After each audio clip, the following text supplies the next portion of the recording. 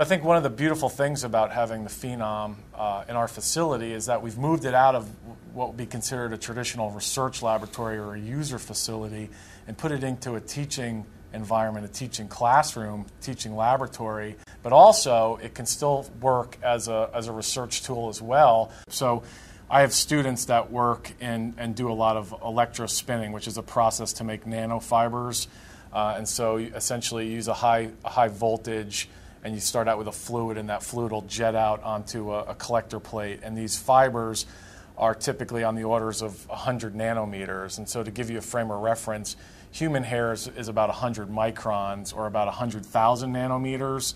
And so you're talking about hundreds of times smaller than the thickness of actually a human hair. And so an optical microscope will not allow you to see the fiber morphology of these materials. And so my lab's right next door. The student can actually spin the fibers, come over almost immediately, and he or she can put the sample into the instrument and do the focusing and whatever manipulations he or she needs to do and look at these images.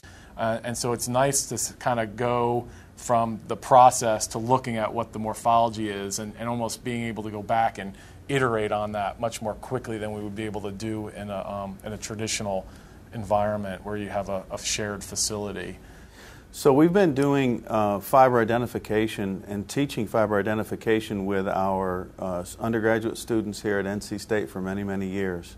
The FEI Phenom really makes things very, very much easier and with much greater detail of the individual fibers and provides a richer learning experience for our students in terms of really seeing the fine details of various types of fibers.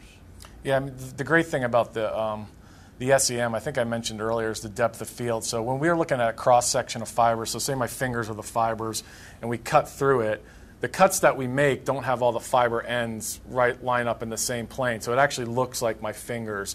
And so when you're looking down on this with an optical microscope, the depth of field of an optical scope is very narrow, and so you're only able to identify a couple of these fibers, and it really doesn't show up well for the student. And in fact, a lot of the students don't even really get to see the cross sections. But what's nice about having the Phenom in the classroom is the SEM has a much broader depth of field, and so even when the fibers look like this, all these fiber heads are in focus, and so it's really easy for the student to look at those and really see what that cross section looks like.